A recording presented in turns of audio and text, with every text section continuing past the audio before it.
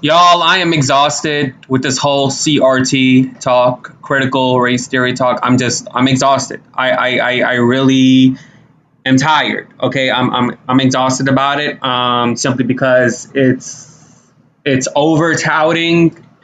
It's been over touted from the Republican Party, and it's really giving me a headache.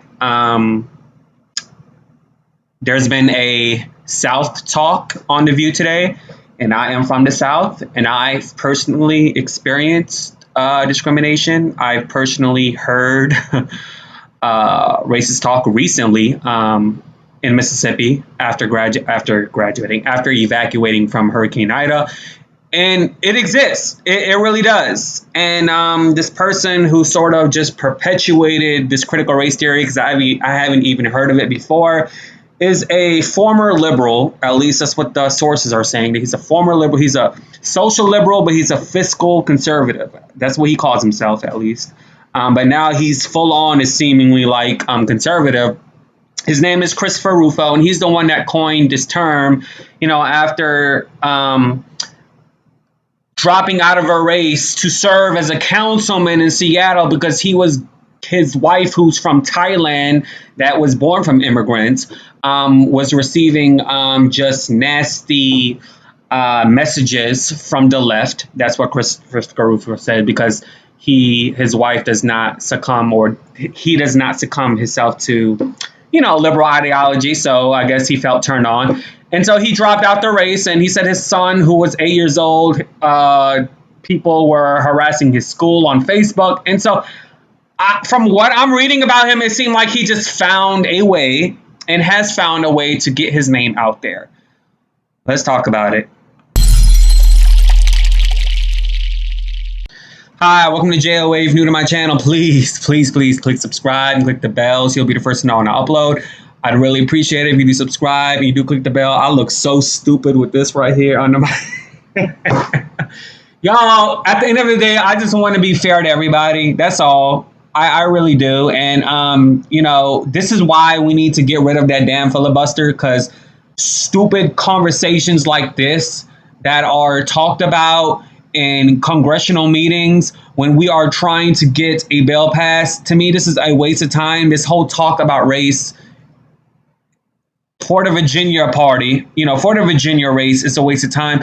On a national scale, is a waste of time, because we all know it damn exists, and you cannot shy yourself away from it, even if you decide to erase certain books or certain history lessons in school, because we all have phones. We do. We all have phones. You can't escape anything now, especially on the realm of social media. All right, hit that subscribe, hit that bell, give me a thumbs up. I want you guys to watch this clip, and then I'll come back with some more. My question is, why is an issue like critical race theory being taught in schools? It's not. But people are out of their minds. Wouldn't it just be easier if everybody said, okay, we weren't teaching it and we will continue not to teach it? Yeah. Well, but they want to teach it. Nobody wants to teach critical race theory. It's college level conversation. It's actually law school. That's law school. Right. Stuff. It's not. The thing. I'm sorry. Go ahead. No, go ahead. I was going to say that whenever I hear this type of rhetoric from these people, it's a big distraction. It's a major distraction. And the reason they're neck and neck is because the Democrats do not do their thing as strong as the distraction is what it is.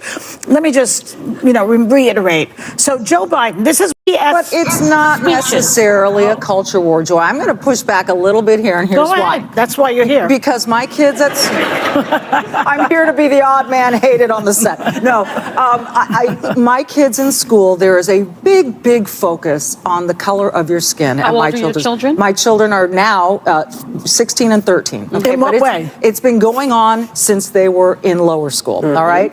And it is that there are affinity groups on campus for my son's first best friend was a little African-American boy. They were inseparable. Get to a certain age, they start having what's called an affinity group, which means you go for lunch and pizza with people who look like you. Suddenly, my son wasn't hanging out with him anymore. His next best friend was a little Korean boy.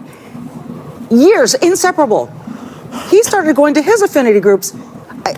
Why are we even teaching that the color of the skin matters. Because to me, what matters is your character and your values. Yes, but you live in the United States. You know that color of skin has been mattering to people. Can't we change it that it doesn't? We need white people to step up and do that. But I think that they've been doing that since the Civil War, and I'm not saying it's perfect. No, they haven't. What do you mean they haven't? They have. Listen, when you have a country or a state, let's talk about a state where somebody can be hung from a tree and it's okay. That's not okay. Well, it was okay. It was okay in the South. People did it all the time. People would run you down. And not that long ago. Not that long There were ago. still But lynchings they're going on lynching today. people. I mean, I love having this conversation because I feel like it's important. You know, when my grandpa came back from World War I, he still had to step off the sidewalk. Yeah, that makes to me let sick. somebody. That It makes me sick. should. We need more people to feel like that so we can get to the place that everybody thought we were with race and all the conversations. But America has had her reckoning. It continues to happen because unless we can say this is what the country was like, this is what we don't want to be anymore. We have to teach the little ones. Respect people because you'll be around people, you'll see people, you'll hear people say things that won't make sense to you.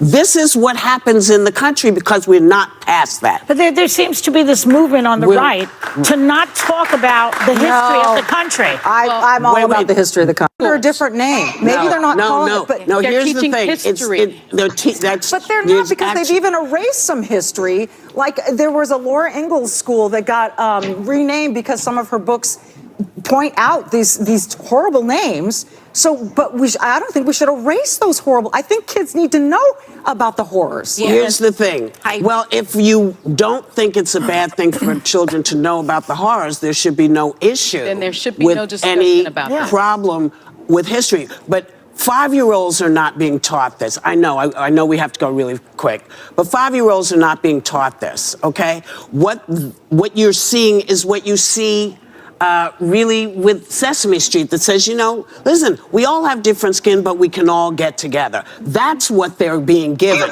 The problem here is if you really want to be a person that takes care of your kids, go to your teachers and find out what they're teaching. Absolutely. That's up to you. We can agree on. So this man, Christopher Rufo, is definitely getting the media attention. He was on Joy Reid. He was on Dr. Lamar Hill's show. And in my opinion, from what I've read so far, he does seem like he is a grifter. He says but to Rufo, this is according to the newstribune.com, as told by New York writer Benjamin Wallace Wells, critical race theory was the perfect foil for all the things conservatives hate about mainstream liberalism. We need new language for these issues. Wallace Wells says Rufo told him, political correctness is a dated term and more importantly, doesn't apply anymore. The other frames are wrong too. Cancel culture is a Voxus term and doesn't translate into a political program. Woke is a good epithet, but it's too broad, too terminal, too easily brushed aside. Critical race theory is the perfect villain. In a Twitter post quoted in a Washington Post article, Rufo boasted that in appearances on Fox News and elsewhere, we have successfully frozen their brand, critical race theory, into the public conversation and are steadily driving up negative perceptions. We will eventually turn it toxic as we put all of the various cultural insanities under that brand category.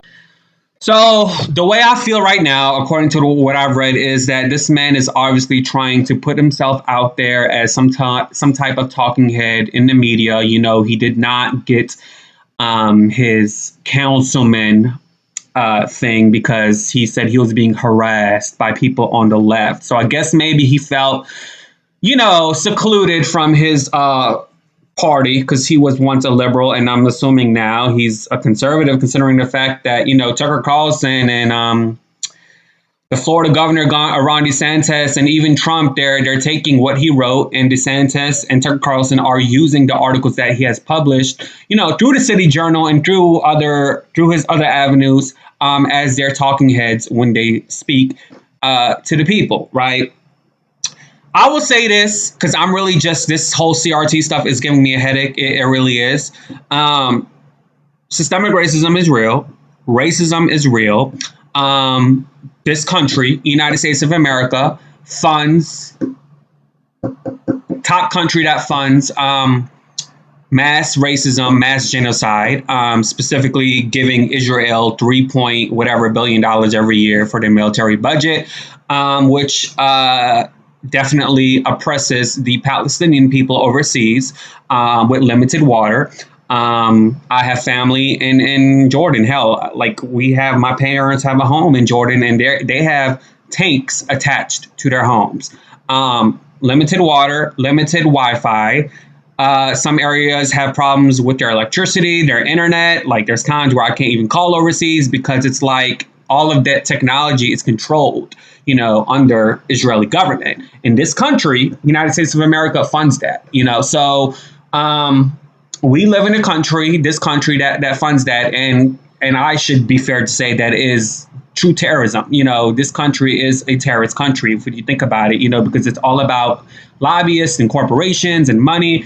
And Kim Iverson, who is a YouTuber as well, and I think she's with The Rise as well as a commentator. I believe she's a libertarian, and she talks about visiting Palestine and what she saw. So check out her YouTube channel and tell her I sent you. She goes into detail. And so,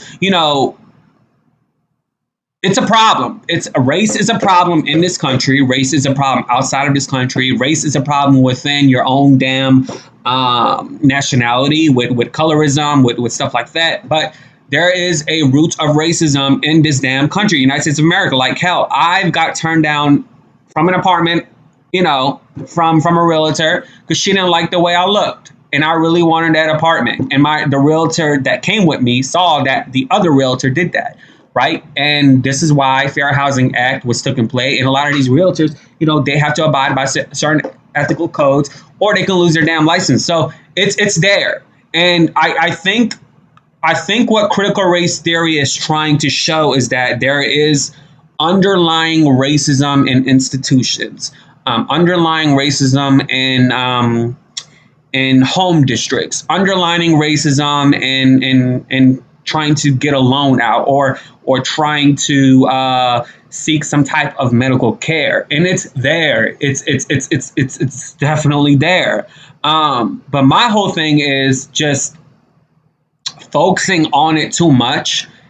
Like it just brings on just more toxicity because I'm a spiritual person. And that just creates more imitation of situations of that in my life. But it's a problem, dog. It's a problem in this country, and sadly, it's never going to go away. But I just wanted because I know I have people of color and I have black people watching me. I want you to look at me right now, and what I want to tell you right now is that you and I go through this for a reason, because God has created us to be strong people. We are stronger because we have to deal with that